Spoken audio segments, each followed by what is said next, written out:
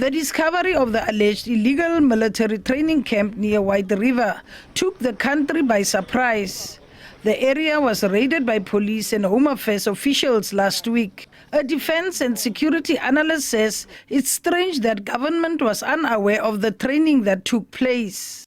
If our intel agencies were not aware of it, then we are so much more vulnerable and probably abused by bad actors than expected.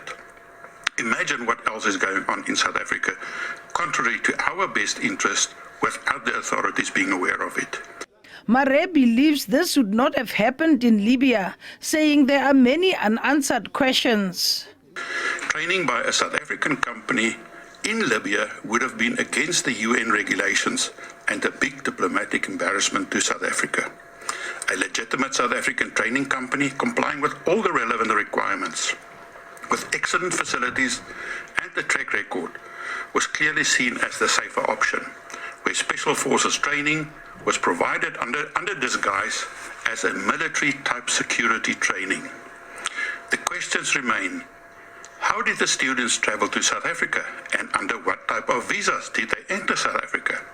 What screening and vetting was done when they applied for their travel documents, both in Libya and by the Department of Home Affairs in South Africa? Surely, such a group application must have raised the red flags. Were there any collusions? If everything happened within the legislative and international requirements, Parliament's Portfolio Committee on Police is concerned and is also looking for answers. I think there are a few questions that need to be asked. First of all, how did they enter South Africa for security training or so-called security training at a camp that is registered with CIRA for foreign nationals that shouldn't be doing South African security training as such? It now looks to be military training at a facility or a training school that is only registered at a very low level of security training and not for more specialized or higher levels of security training. And then also, how did it slip through the cracks with the State Security Agency? And that's something that needs to be referred to the Intelligence Committee.